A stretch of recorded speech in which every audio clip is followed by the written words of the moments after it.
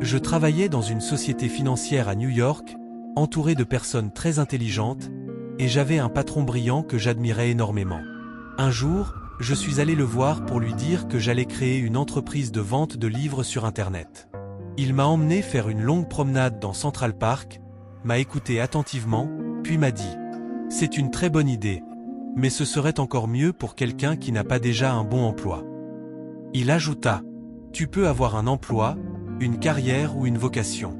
Et si tu parviens à trouver une vocation, alors tu as décroché le gros lot. C'est ça, la vraie réussite. » J'ai rencontré Jeff Bezos il y a 25 ans.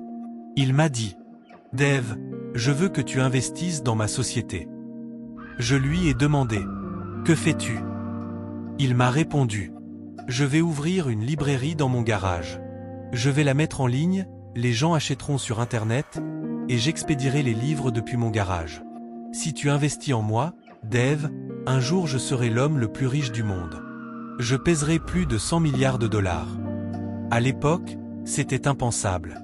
Il n'existait même pas de fortune de 100 milliards, pas chez les individus, pas même dans les dettes nationales.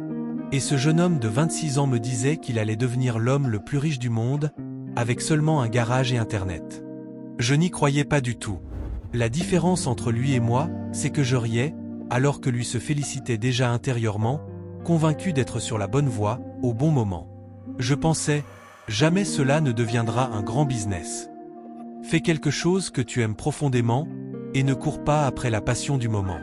Sous cet angle, ce fut un choix difficile, mais j'ai fini par décider que je devais tenter le coup. Je ne pensais pas regretter d'essayer et d'échouer, mais je savais que je regretterais toujours de ne pas avoir essayé. Après mûre réflexion, j'ai choisi la voie la moins sûre, celle de ma passion, et j'en suis fier. Enfant, j'étais déjà un inventeur de garage. J'avais fabriqué un fermeture automatique de portail avec du ciment et des pneus usés, un cuisinière solaire, qui ne marchait pas très bien, avec un parapluie et du papier aluminium, et même des pièges à alarme pour attraper mes frères et sœurs. J'ai toujours voulu être inventeur, et ma mère m'a encouragé à suivre ma passion. Une phrase militaire que j'aime particulièrement dit « Lent, c'est fluide.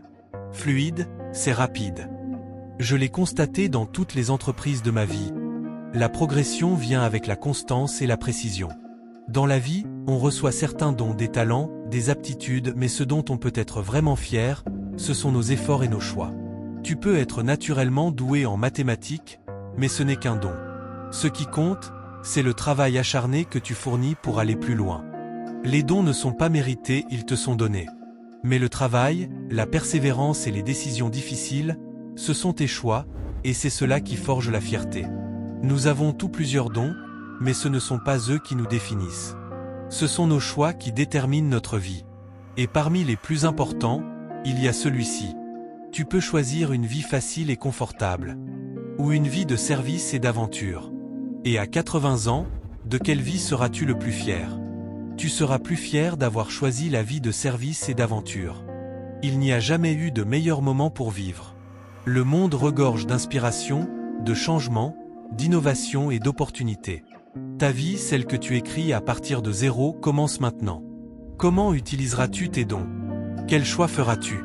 Laisseras-tu l'inertie te guider ou suivras-tu ta passion? Suivras-tu les dogmes ou seras-tu original? Choisiras-tu la facilité ou l'aventure? Céderas-tu à la critique ou resteras-tu fidèle à tes convictions? T'obstineras-tu dans l'erreur ou sauras-tu t'excuser? Protégeras-tu ton cœur de la déception ou oseras-tu aimer? Joueras-tu la sécurité ou prendras-tu des risques audacieux? Abandonneras-tu quand ce sera difficile ou seras-tu persévérant? Seras-tu cynique ou bâtisseur? Seras-tu rusé aux dépens des autres ou bienveillant? Chaque fois que tu trouves un moyen de créer des outils et des services qui libèrent la créativité des autres, tu tiens quelque chose d'exceptionnel. Tu es chanceux si tu as une carrière, beaucoup n'ont qu'un emploi. Mais si tu n'aimes pas ton travail, tu ne pourras jamais y exceller. Jules Verne, Mark Twain, Galilée, Newton, tous les curieux des siècles passés auraient rêvé de vivre à notre époque. En tant que civilisation, nous avons d'innombrables dons, tout comme chacun de vous en possède individuellement. Alors je te le demande. Comment utiliseras-tu tes dons? Seras-tu fier de tes dons ou de tes choix?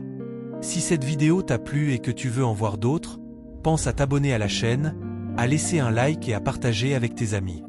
Ton soutien m'aide énormément à continuer et à proposer toujours plus et toi, qu'en penses-tu? Ton avis compte vraiment.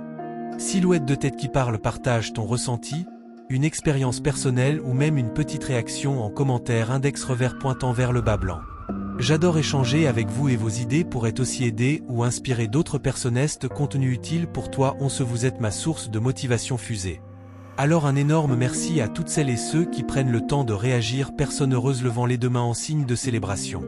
On continue ensemble, et le meilleur reste à venir. Donne rendez-vous ici, tous les jours, même heure, même endroit. Feu.